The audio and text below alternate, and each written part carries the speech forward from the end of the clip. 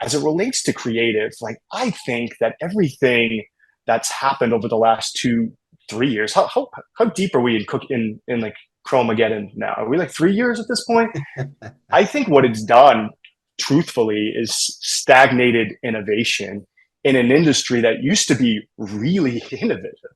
We've been so focused on the new ID solutions or ID resolution that we haven't really innovated in places where it is important, like creative or maybe new emerging channels. You are listening to Power Marketing with Kevin Lee. Kevin and his agency Did It have helped thousands of businesses win through superior marketing, as have his books, articles, speaking engagements, and the E-Marketing Association Power Marketing podcasts. Here's Kevin. I'm super excited to have Giuseppi La Rocca with me from StackAdapt. I happen to, under Did It, be a StackAdapt client, but it was his PR team that actually set up the podcast. So super excited to have you on. Within your role at StackAdapt, I know you're focused primarily on the enterprise market. So I'd love to think about what your go-to-market pitch is when you're out there in a lot of DSPs, right? So you guys have to differentiate in some way. So what's your go-to-market pitch in the enterprise side of the sector? Look, truthfully, how we're servicing our customers in enterprise doesn't delineate too much to where we've seen our success in the core and mid-market, right? Like we are focused on achieving business outcomes. And the business outcome of our customer is our KPI. It's our true north, right? And we do that in a multitude of ways. But the way I break it down is the agility of the company, of StackAdapt, that's made us successful in mid-market and in enterprise today. The platform itself and the way we build our innovation in the platform to be silent, to be about enabling the buying executions and making buying easier in the platform and not being noisy with bells and whistles in our platform that turns into a DSP that's too robust and not easy to use. And the servicing, the people element. I mean, you know this as a StackAdapt customer. We try, and it's not over servicing. It's the level of service that we provide, be it your customer support team or the creative studio that we have as well. That's added value to our customers. You take those three things, and what you have is a formula that really helps achieve business outcomes for our customers. So we saw tons of success in mid-market, and we were able to scale that out globally. But what we saw is like when you zoom out, these outcomes that our customers are asking for, that they're not all too different. So like, how do we actually tailor this to enterprise? And that's my remit, and that's what our team is working on. Cool. Well, one thing that's happened in the last several years in programmatic is you've seen sort of an evolution, because people think about programmatic as, IB formatted banners, right? And then now then you had like programmatic native, which is a little more flexible. And then of course you've got CTV and programmatic audio now. So how have you seen the mix shift change, in the last 3 to 5 years across those? I mean, now obviously CTV is like sizzling hot. And it even has several flavors in it. So I'd love to hear sort of where you think that mix shift is going. Yeah, look, I think the generation one of programmatic was audience targeted capabilities, right? And then we've sort of evolved to generation two, which was around premium supply, which opened up new channels. And now my thesis is that generation three is about creative and high quality creative that's actually done through the DSP. I think largely what we're seeing is, while programmatically, or a DSP was thought of as an audience targeted platform that's RTB, it's really just become a front door for executions across a multitude of different channels. In terms of the trends that we're seeing, things that you mentioned are spot on, right? More of a shift to CTV. I think one of the interesting trends that we're seeing across our pipes and with our customers is the ability to onboard upfront dollars, but do so in sort of an audience targeted or a PMP capacity now. So now we're taking in that channel, we're utilizing audience targeting, maybe first party data from our customers, our own first party data.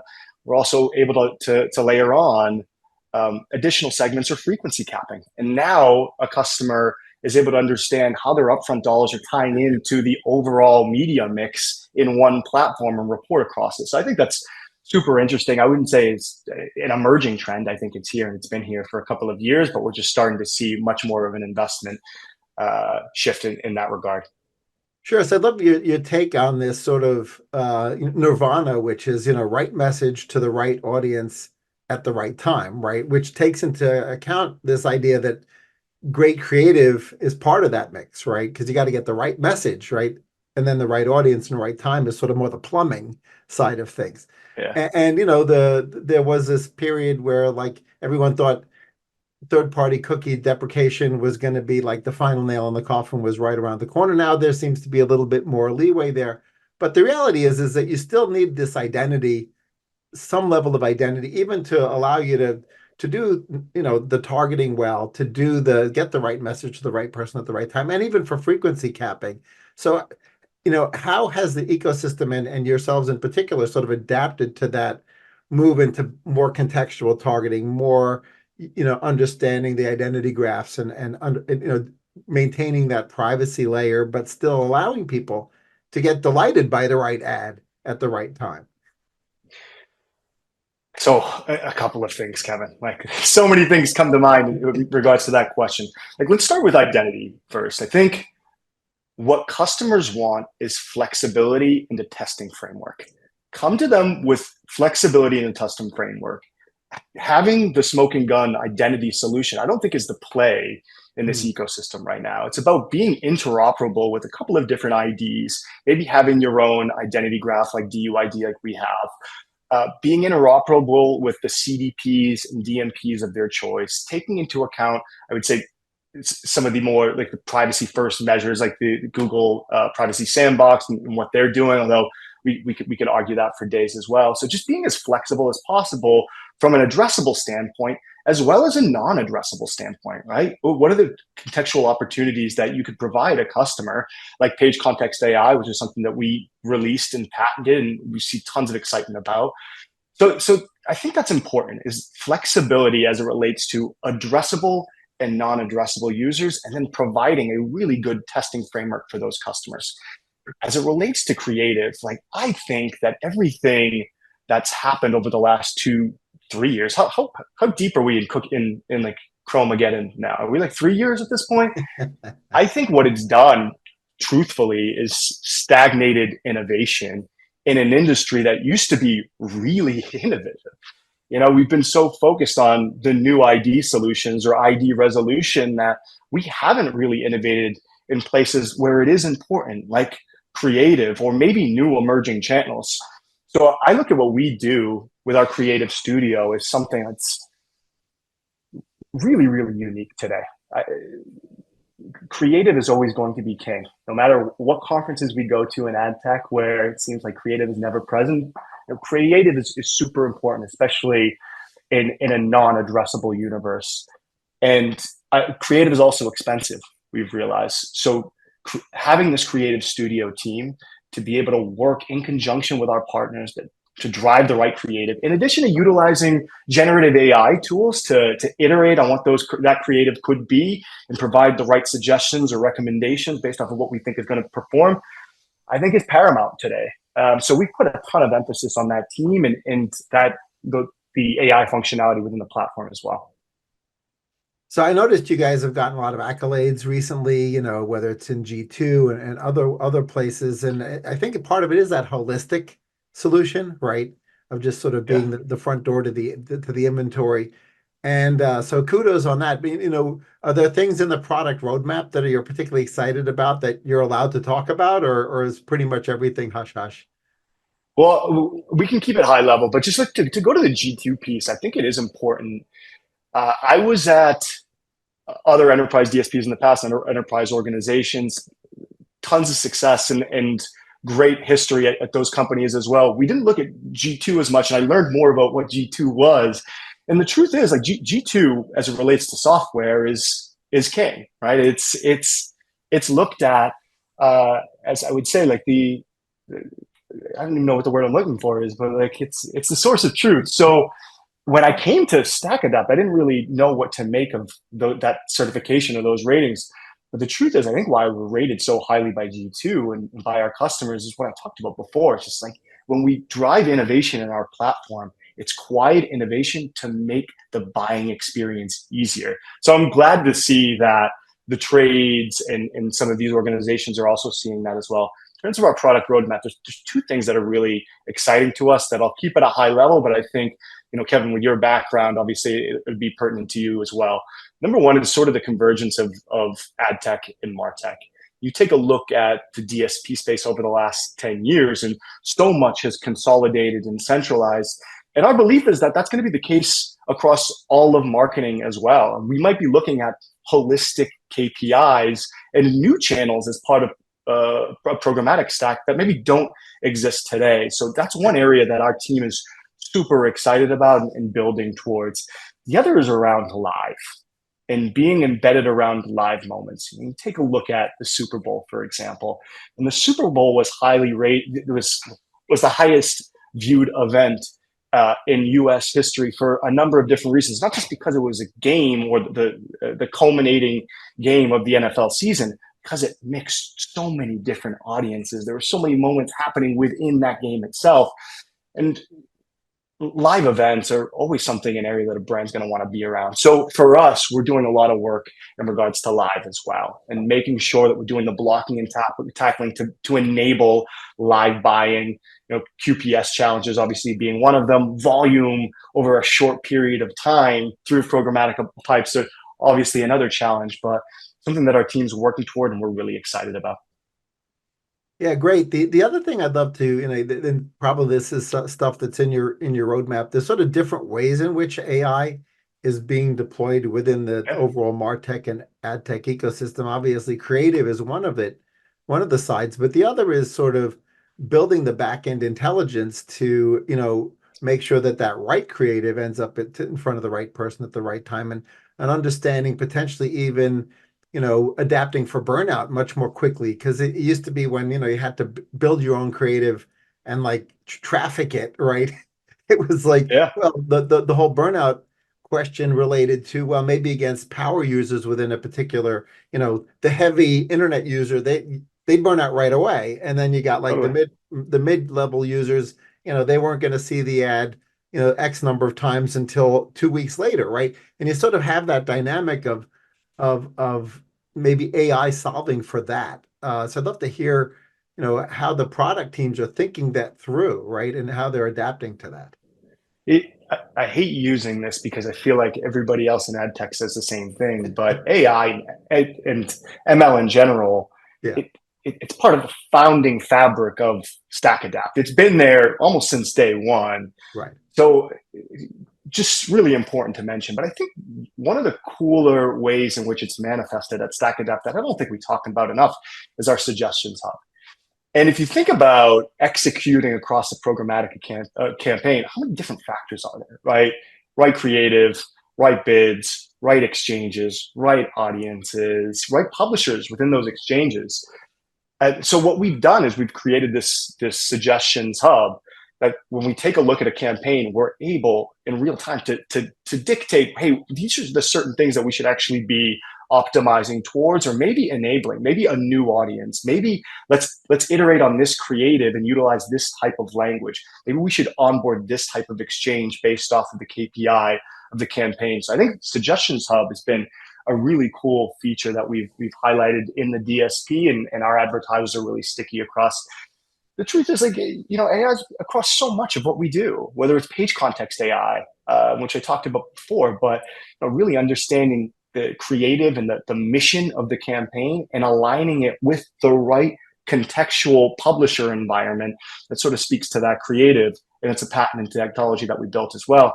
But you think about decisioning, it's something as rudimentary as that. That's machine learning that's built into StackAdapt. So, in terms of how it manifests in StackAdapt, it's in so many different ways. I think what's exciting about the industry is you're seeing sort of this rise of smaller shops, of these 10-person billion-dollar shops where they don't have a lot of overhead, but they do have a lot of decisioning, and they do have a lot of pipes that they've created, and they leaned into AI pretty heavily. And I think that we're going to see a lot more of those in the coming years.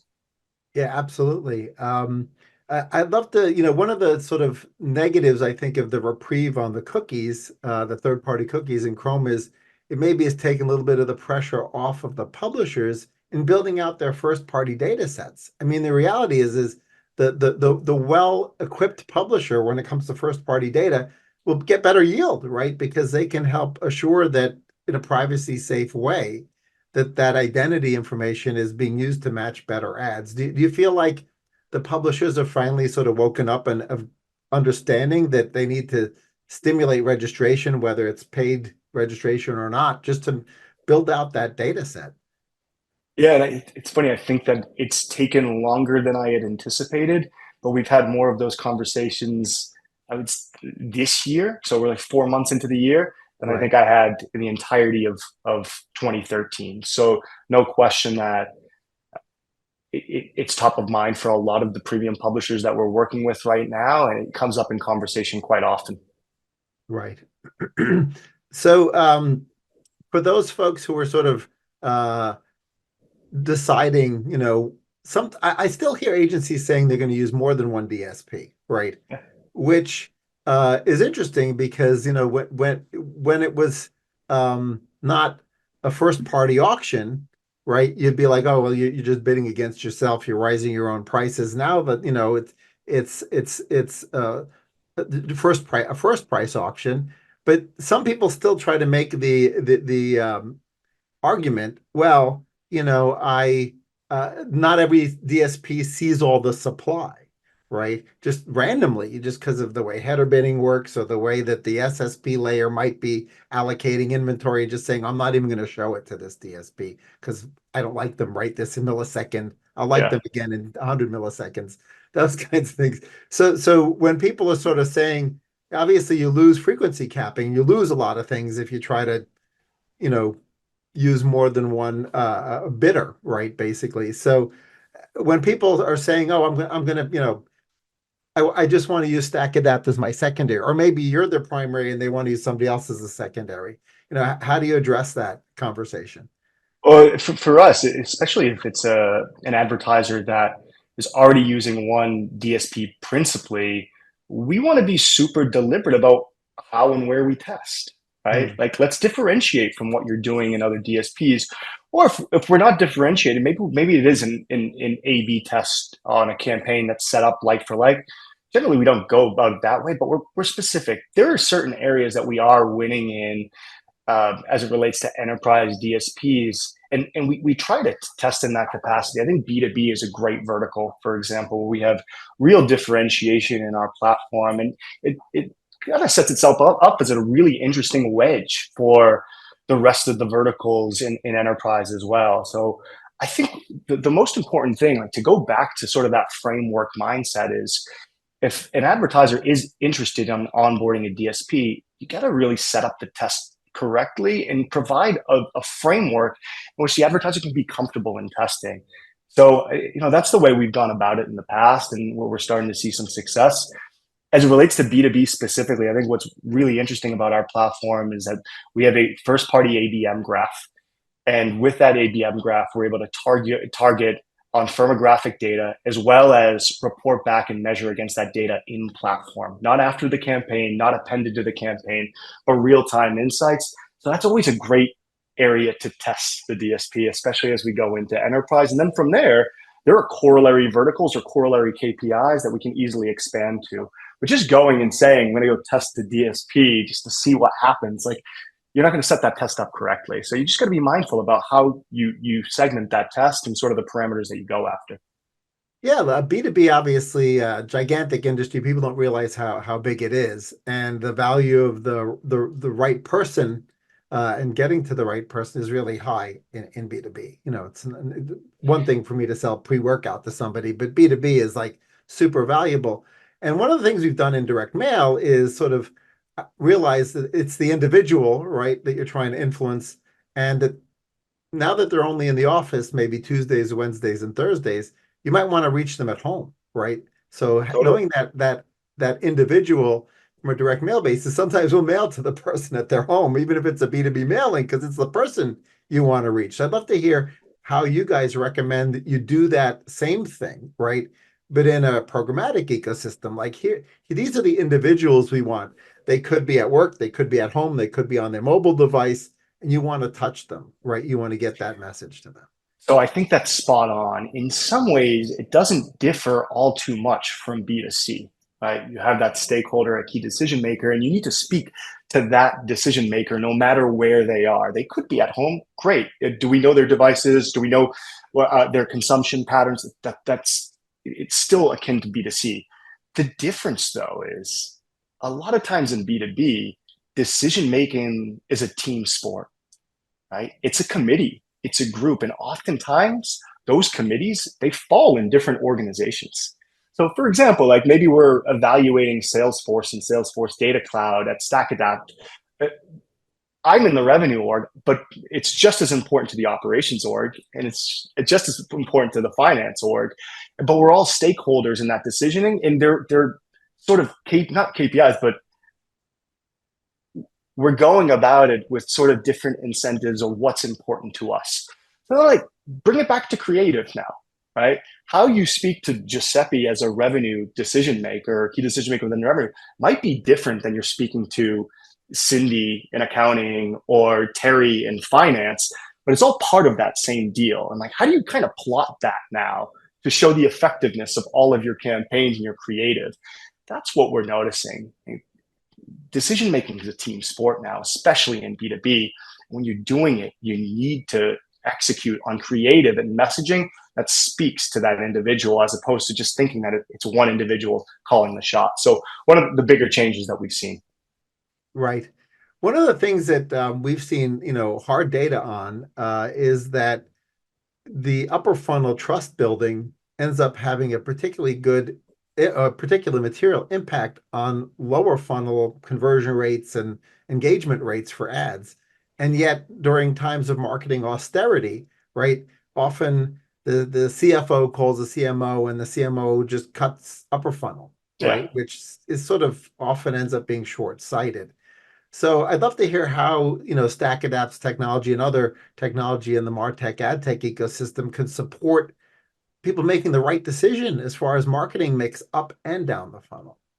Yeah, I think one of the more important features that we have within the DSP is our path to conversion analysis that sits in our DSP. It's not appended after the campaign. You can see it real time. What it allows you to do is see essentially the different touch points that an individual was exposed to that led to that lead and the score of that lead. Like how quality of a lead was that? So you're absolutely spot on. Like if we were to serve somebody maybe a low funnel piece of native creative, they may qualify, but we don't know exactly how deep of a discovery they actually did for your product or how qualified they might actually be. What we're able to do with path to conversion is we can show you actually the different exposures throughout the entire funnel of a user and provide an actual lead score on that user based off of sort of their propensity to drive LTV. So I think that's one way we're showing it. But again, like to go back to what I mentioned before, this all sits in the platform. This isn't stuff that is appended after the campaign or maybe an insight that you should use for a future campaign that you're running in a couple of months. This is something that you can actually utilize in real time and leans into AI for a lot of those suggestions and recommendations that we provide. So I think that's one way we're seeing a ton of success, and path to conversion is something that we're seeing a ton of stickiness in our platform for.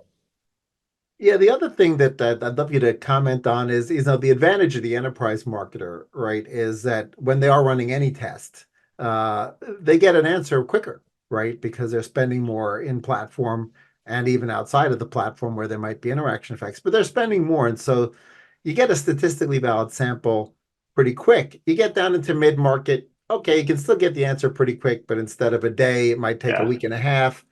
The closer you get into the SMB market, the less rich the data is, right? But you still want to be able to help that, let's say, maybe not S part of SMB, but the M part of SMB. You basically want to be able to give them the tools to succeed as well. So I'd love to think about or discuss how your data teams are thinking about, well, how do we, help those folks who can run an A/B test and have a test and answer in 10 minutes versus the guys who it's going to take a week for them to run an A/B test or multivariate test and get an answer. Well, I think it's twofold. Number one, the features and functionality that you have available in enterprise should be featured and functionality that's available in the DSP, regardless of the size of the advertiser. So what you'll see is our A/B tests, our footfall tests, our brand lift studies available to the mid-market or the NB advertiser, and just in addition to the enterprise advertiser. And again, in the platform available for you, regardless of your sort of spend commitments. That's one piece of it. The other piece of it is servicing, right? And sure, in that market, you might be working with a multitude of different advertisers at scale, but you're still providing one-to-one servicing with those customers, right? Regardless of investment levels. And again, kind of goes back to what's made us successful. Put the innovation in the platform and make sure we service that market. So, to answer your question, there are similarities between both, whether it's enterprise or mid-market and medium-sized businesses. What's important is that we just nail those two things. Make sure the innovation and the features and functionality are in the platform for both, and then also provide that same level of servicing. Cool, cool. But any other tips for marketers out there that you maybe when you first end up chatting with them where you sort of see the same missed opportunities over and over again, and you're like, I can't believe they're doing the same mistake, they're making the same mistake, stuff that's maybe low-hanging fruit that agencies and or client-side teams are just not paying attention to. Yeah, I do. But I think largely the category falls into is partnership. And our client services teams, they're experts on the platform, right? And I've been emphasized customer service so much today because it is paramount to what we do. We're experts in the platform, but we really work to understand each of these customers' KPIs, challenges, and even within enterprise, quarterly earnings reports and like how they tie back into media investments. So I think what it comes down to is partnerships based off of trust and lean in. And I think it's got to go both ways, right? Sure, the ad tech side is always going to be, want that trust and always going to be leaned in. But even for partners, like, look for those types of partners. Look for those ad tech platforms that do seem leaned in, that do connect the dots between your quarterly earnings reports, high level initiatives in your media spend, that are providing the right recommendations that seem to really speak to you and not sort of the ad tech company's objectives. I think that's important. And some of it's a little qualitative, right? Some of it's feeling the teams out. But I'll tell you, whether it's even at StackAdapt or in my previous roles, the best partnerships are based off of trust and lean in. And we get that mix of both. And, that's when you see an explosion, sure, of investment, but also performance. Yeah, I would absolutely agree with that. It's almost like a philosophical mindset in that I've had clients over the years that, now we're coming up on 27 years under did it, where even the language that they sometimes used, like vendor versus partner, right? Yeah. If you're thinking of everybody that you're doing business with as a vendor, and this includes an agency or an ad tech / martech or media buying platform, the philosophy that you come to it with is very different than if you come into it with a partnership mentality of a rising tide floating everyone's boats higher, right? And so I really like that framework, right? And I think everybody from the client side on through should adopt it, right? Because then it's much easier to create a win-win if everybody is sort of playing for the same team as opposed to beating each other up every minute on price or whatever it is. Totally. And from a buyer's perspective, I get it. You take a look at the Lumascape, and it's daunting, right? It's just daunting how many ad tech provide or DSPs there are and SSPs there are and ad networks and this, that, and the other. So you must be getting emails all the time. And I get that. But man, does it feel good when you're working with a partner who gets you and makes your life easier and makes you smarter? It's just such a difference maker. So we try to provide that and we try to scale that. And it's hard, but I think that's kind of the recipe to the success. And that's why StackAdapt's been growing at the rate that it has been. Cool. Well, thanks, Giuseppe, for joining me and talking about StackAdapt's journey and the evolution of the ecosystem and all the things that are going on at the moment. I look forward to keeping in touch. Of course. Thank you for having me, Kevin. Kevin Lee's Power Marketing is available on all your favorite podcast networks. Kevin loves helping businesses excel at marketing. Having marketing challenges? Just like Santa in The Miracle on 34th Street, if Kevin can't help you, he'll know someone who can. Find him on LinkedIn, subscribe, or follow.